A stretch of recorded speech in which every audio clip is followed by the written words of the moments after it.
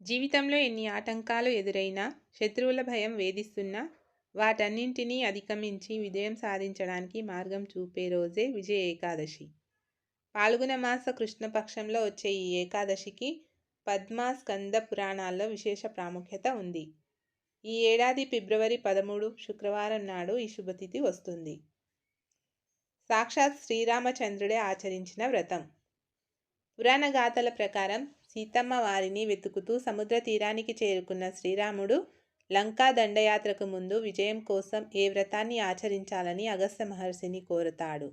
అప్పుడు మహర్షి సూచన మేరకు రాముడు ఈ విజయ ఏకాదశి వ్రతాన్ని అత్యంత భక్తి శ్రద్ధలతో నిర్వహించాడు. ఈ వ్రత ప్రభావంతోనే ఆయన వానరసేనతో సముద్రాన్ని దాటి రావణుని సంహరించి విజయకేతనం ఎగురవేశాడని నమ్ముతారు.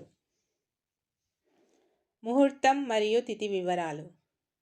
ఉదయతిథి ప్రకారం ఈసారి విజయ ఏకాదశి వ్రతాన్ని ఫిబ్రవరి 13న ఆచరించాలి. ఏకాదశి తిథి ప్రారంభం ఫిబ్రవరి 12 మధ్యాహ్నం 12:22 తిథి ముగింపు ఫిబ్రవరి 13 మధ్యాహ్నం 2:25 అభిజిత్ ముహూర్తం ఫిబ్రవరి 13 మధ్యాహ్నం 12:13 నుండి 12:58 వరకు. వ్రత పారణ సమయం ఫిబ్రవరి 14 ఉదయం 7 గంటల నుండి 9:14 వరకు. వ్రత విధానం మరియు పూజా ఫలాలు. స్నానం మరియు సంకల్పం. ఉదయాన్నే తలస్నానం చేసి విష్ణుమూర్తిని స్మరిస్తూ వ్రత సంకల్పం చేసుకోవాలి. కలశ స్థాపన. విష్ణుమూర్తి పటం ముందు కలశాన్ని ఉంచి గంగాజలం పూలతో అర్చించాలి.